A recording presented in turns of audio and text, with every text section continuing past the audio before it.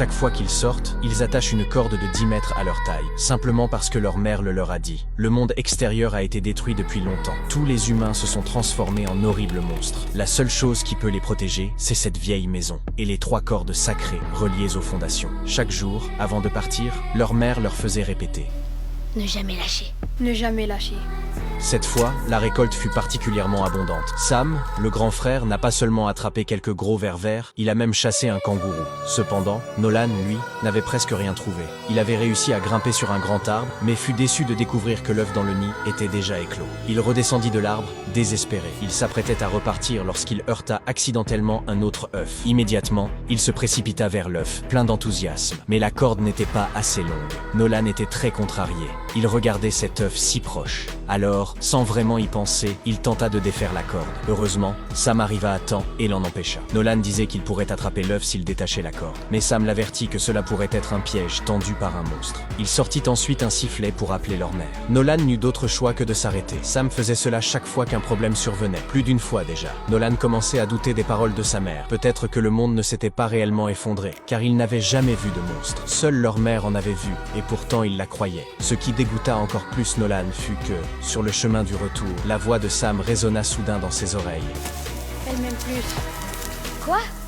Cela déclencha instantanément une colère brûlante en lui. Il appela Sam et lui demanda « Qu'est-ce que tu viens de dire ?» Mais Sam affirma qu'il n'avait rien dit. Nolan, furieux, marcha alors sur la corde de Sam. Cela provoqua un grave accident. Il roula en bas de la colline et se cassa la cheville. Nolan souffla immédiatement dans son sifflet. En entendant le signal, la mère accourut aussitôt vers la forêt. Mais lorsque Sam se retourna, il réalisa avec horreur que sa corde s'était détachée de sa taille. Puis un bruit terrifiant retentit depuis la forêt. La situation était critique. Nolan détacha aussi sa propre corde pour aller secourir Sam, mais ils avançaient trop lentement. Soudain, un monstre surgit en rampant. Heureusement, leur mère arriva juste à temps. Elle utilisa la corde pour attacher les 2 frères ensemble, les empêchant ainsi d'être touchés par le monstre. Ils sont rentrés à la maison sans danger. La mère leur ordonna immédiatement de s'agenouiller. Elle leur demanda de réciter leur prière. Oh, maison bénie, en bois ancien, abri pour les purs qui croient bien, nous te préserverons et jamais nous fuirons. Après avoir confirmé qu'il n'était pas possédé par le monstre, ce n'est qu'à ce moment-là qu'elle retira soigneusement son poignard. Rapidement, leur réserve de nourriture était finie. Afin de résoudre la crise alimentaire, la mère prit une décision difficile: manger leur chien de compagnie.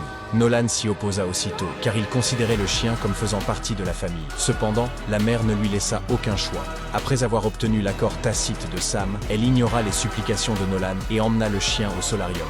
Juste avant qu'elle ne passe à l'acte, Nolan arriva soudain devant la porte, un machette à la main. Le film s'appelle